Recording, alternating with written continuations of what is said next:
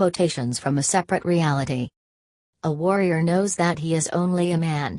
His only regret is that his life is so short that he can't grab onto all the things that he would like to.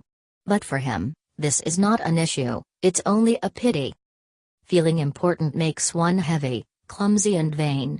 To be a warrior one needs to be light and fluid.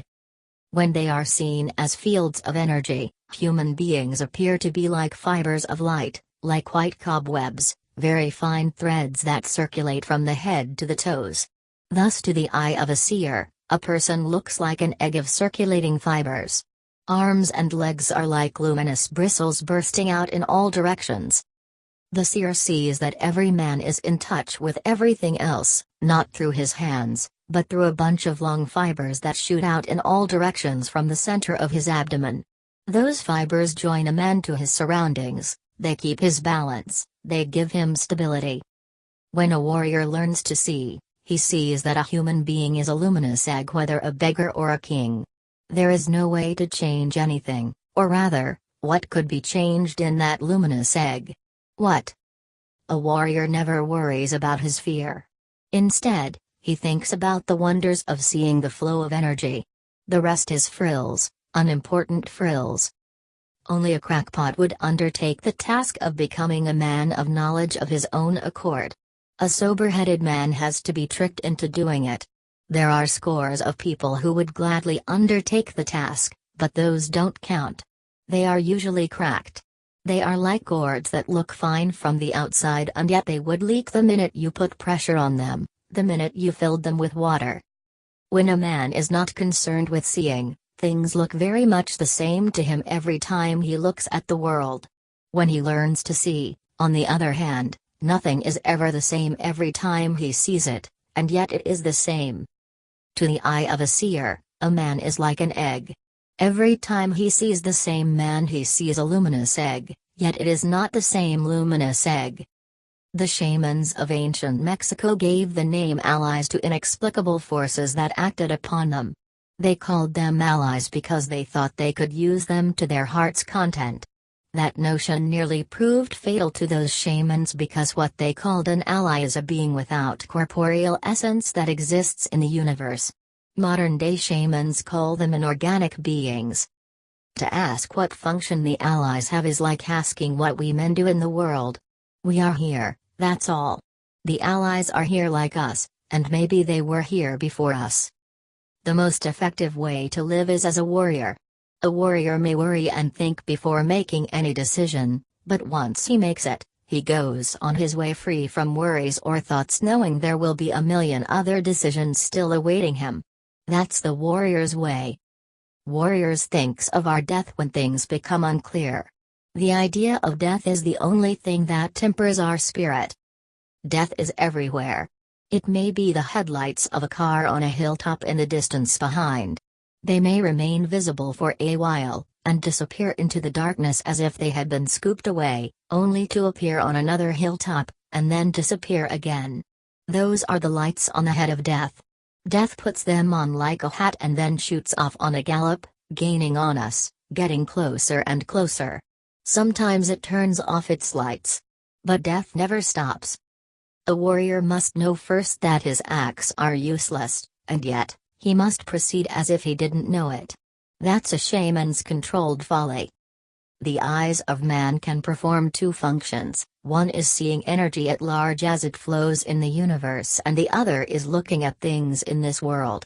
Neither of these functions is better than the other, however to train the eyes only to look is a shameful and unnecessary loss. A warrior lives by acting, not by thinking about acting, nor by thinking about what he will think when he has finished acting. A warrior chooses a path with heart, any path with heart, and follows it, and then he rejoices and laughs. He knows, because he sees, that his life will be over altogether too soon. He sees that nothing is more important than anything else. A warrior has no honor, no dignity, no family, no name, no country, he has only life to be lived. Under these circumstances, his only tie to his fellow men is his controlled folly.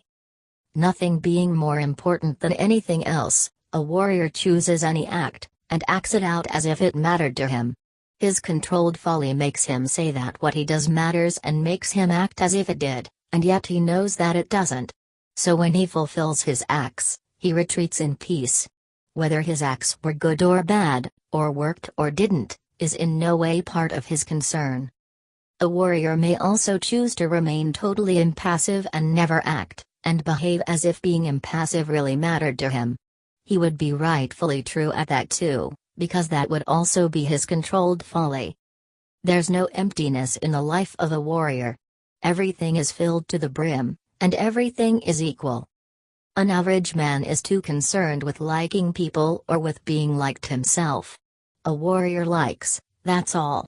He likes whatever or whomever he wants, for the hell of it. A warrior takes responsibility for his acts, for the most trivial of his acts. An average man acts out his thoughts, and never takes responsibility for what he does. The average man is either victorious or defeated and, depending on that, he becomes a persecutor or a victim. These two conditions are prevalent as long as one does not see. Seeing dispels the illusion of victory, or defeat, or suffering. A warrior knows that he is waiting and what he is waiting for, and while he waits he wants nothing, and thus whatever little thing he gets is more than he can take. If he needs to eat, he finds a way because he is not hungry. If something hurts his body, he finds a way to stop it because he is not in pain.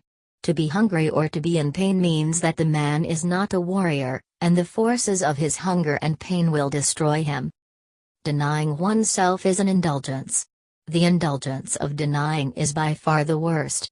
It forces us to believe that we are doing great things, when in effect we are only fixed within ourselves. Intent is not a thought, or an object, or a wish. Intent is what can make a man succeed when his thoughts tell him that he is defeated. It operates independent of any warrior's indulgence. Intent is what makes him invulnerable. Intent is what sends a shaman through a wall, through space, to infinity. When a man embarks on the warrior's path, he becomes aware, in a gradual manner, that ordinary life has been left forever behind. The means of the ordinary world are no longer a buffer for him, and he must adopt a new way of life if he is going to survive. Every bit of knowledge that becomes power has death as its central force. Death lends the ultimate touch, and whatever is touched by death indeed becomes power. Only the idea of death makes a warrior sufficiently detached so that he is capable of abandoning himself to anything. He knows his death is stalking him and won't give him time to cling to anything, so he tries, without craving, all of everything. We are men and our lot is to learn and to be hurled into inconceivable new worlds. A warrior who sees energy knows that there is no end to the new worlds for our experiencing. Don Juan told me, death is a twirl, death is a shiny cloud over the horizon, death is me talking to you, death is you and your writing pad, death is nothing. Nothing. It is here, yet it isn't here at all. The spirit of a warrior is not geared to indulging and complaining, nor is it geared to winning or losing. The spirit of a warrior is geared only to struggle, and every struggle is a warrior's last battle on earth. Thus the outcome matters very little to him. In his last battle on earth a warrior lets his spirit flow free and clear. And as he wages his battle, knowing that his intent is impeccable, a warrior laughs and laughs. We talk to ourselves incessantly about our world. In fact, we maintain our world with our internal talk. And whenever we finish talking to ourselves about ourselves and our world, the world is always as it should be. We renew it, we rekindle it with life, we uphold it with our internal talk. Not only that, but we also choose our paths as we talk to ourselves. Thus we repeat the same choices over and over until the day we die because we keep on repeating the same internal talk over and over until the day we die. A warrior is aware of this and strives to stop his internal talk. The world is all that is encased here, life, death, people, and everything else that surrounds us. The world is incomprehensible. We won't ever understand it. We won't ever unravel its secrets. Thus we must treat the world as it is, a sheer mystery. The things that people do cannot under any conditions be more important than the world. And thus a warrior treats the world as an endless mystery and what people do as an endless folly.